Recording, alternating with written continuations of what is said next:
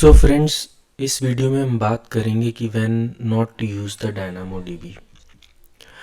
तो DynamoDB basically हमें तब यूज़ नहीं करना है जब हमारी रिक्वायरमेंट्स बहुत फ्रिक्वेंटली चेंज हो रही हैं।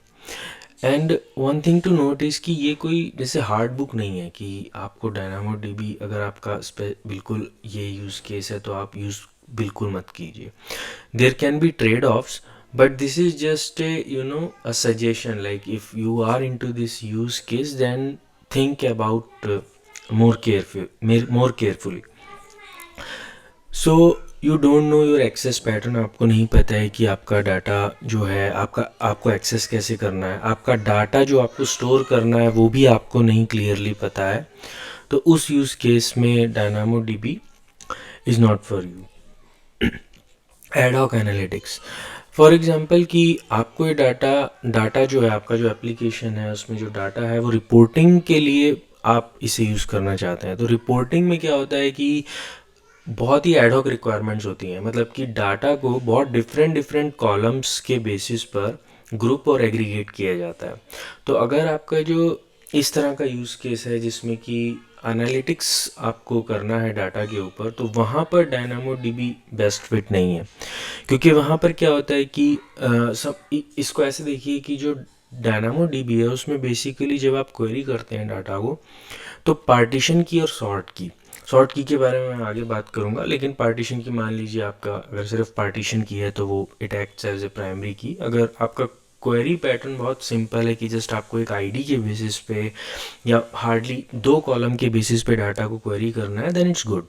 लेकिन अगर आपको मल्टीपल कॉलम्स के बेसिस पर डाटा को क्वेरी करना है, एग्रीगेट ग्रुप करना है, तो वहाँ पर दैट्स ए प्रॉब्लम। तो उसके लिए another option you can consider is कि you can move the data to S3 या then use Athena, और आप उसको स्ट्रीम कर सकते हैं। आप उसको रेडशिफ्ट सर्विस के थ्रू भी यूज़ कर सकते हैं अगर आपका रिपोर्टिंग या एनालिटिक्स का यूज़ केस है तो।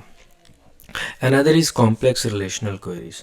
तो ये मैंने पहले ही बताया था कि अगर आपको डाटा को ज्वाइन करना है, बहुत मल्टीपल टेबल से एग्रीगेट करना है, तो फिर यहाँ पर भी एक बॉटलनेक है कि आपका जो DynamoDB is not meant for such use cases, तो वहाँ भी अवॉइड करना चाहिए।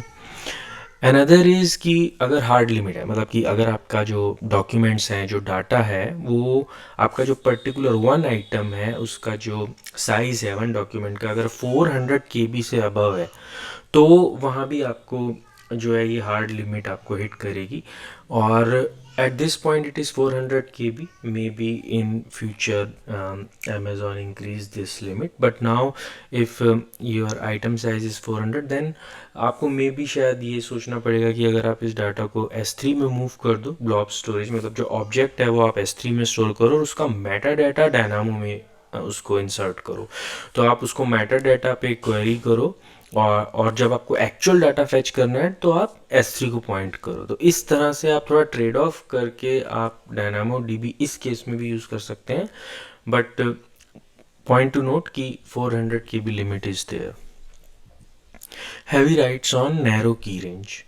अब यहाँ पर क्या होता है कि जो डायनामोडीबी है वो डाटा को उसको स्टोर करने का तरीका थोड़ा डिफरेंट है एसक्यूएल से।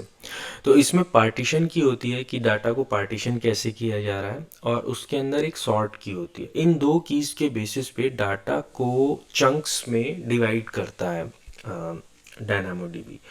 और इसमें एक प्रॉब्लम ये आ जाता है कि अगर आपका जो पार्टीशन की है वो आपने केयरफुली कॉन्फ़िगर नहीं करा है उसमें, तो हॉट रीजन्स बन जाते हैं। मतलब कि एक पर्टिकुलर पार्टीशन पे लोड बहुत ज़्यादा हो जाता है और वो एक बॉटलनेक या एक प्रॉब्लम बन जाता है।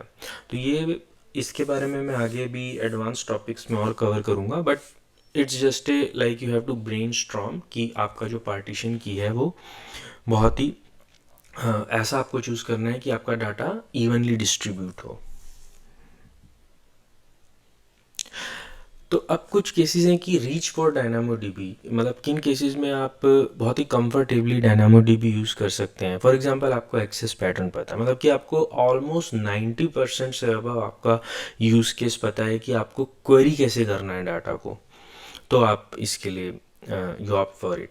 एंड कंसिस्टेंट लो लेटेंसी, मतलब कि आपको लो लेटेंसी चाहिए ही चाहिए, मतलब कि आपका डाटा बहुत ज़्यादा स्पीड से स्केल कर रहा है और लेकिन तब भी आपका जो लेटेंसी है आपको मेंटेन करना है एक फिक्स सिंगल डिजिट में, then it's a very good choice.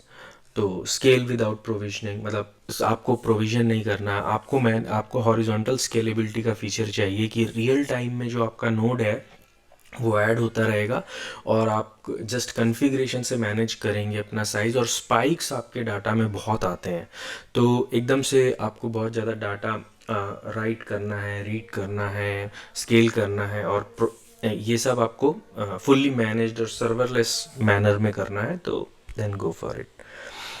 And another is high value volume, so spikes specially for example अगर आपका एक ऑनलाइन स्टोर है, जिस फॉर एग्जांपल अमेजोन की तरह एक ई कॉमर्स वेबसाइट है और सम डेज और maybe at some point in day, at some hour in a day आपका जो ट्रैफिक है वो एकदम स्पाइक करता है, तो वहाँ पर ये बहुत यूज़फुल होता है।